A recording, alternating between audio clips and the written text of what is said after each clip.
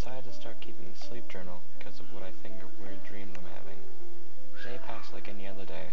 Woke up, brushed my teeth, went to school, got home, I flopped on the couch, watched TV, brushed my teeth, went to bed. Little did I know, what was meant to be my last step in my day would be the start of my nightmare. I woke to a strange sound. After the mandatory looking around for threats, I assessed that a wolf had been broken in looking for an early morning snack. After determining my safety, I then looked at the clock. It was 12:30. Then I looked at the wall next to my bed. I know this is a strange thing to do, but when I was a child, I had horrible night terrors. I always needed to have a nightlight, lest I wake up in the night, screaming someone was holding me down and trying to kill me. I now know, being an adult, those episodes were likely the cause of sleep paralysis, and the fear of dying came from my horrible nightmares. I still have that nightlight, and cannot bring myself to remove it from that outlet. Whenever I would wake up as a child, I'd look at the wall, and immediately lose all fear that had welled up in me. Back to the present. I looked at the wall. This time, something weird was in the wall. Instead of a shadow of me lying down with my knees sticking out, as I was doing, my shadow showed me lying flat. I soon felt the feeling of paralysis I haven't felt since I was a child. My neck muscles feeling disabled. I was forced to stare at the wall. In the shadow, I saw something rising from the side of my bed. It looked like an amorphous blob, with no determinable shape. It looked transparent. The next part to come up was the neck, if you could call it that. It was the size of a medium tree trunk, and seemed to merge into the head and body. Next up were the shoulders, half as wide as my bed. Then the arms, twisted and spindly, bent at normal angles. 4 fingers with claws at the end, and what looked like spiky appendages. The torso came up next, looking to have large spikes coming up from where the ribs should be.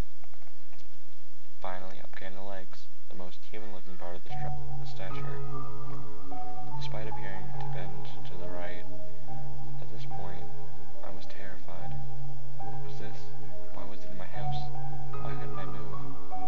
And just as soon as it fully appeared, it again disappeared, slowly slinking downwards before its mission-shaped head shrunk below the shadow of my bed. The second the last trace of its head disappeared, I was able to move again.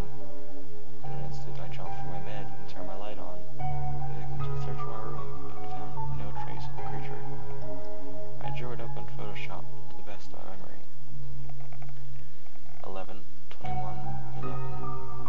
After that incident last night, I decided to sleep in the living room on the couch. My parents keep my lights in the hallway for my little brother, who seems to have night terrors, as do I. Again, I woke up and looked at the clock, and it was again 12:30.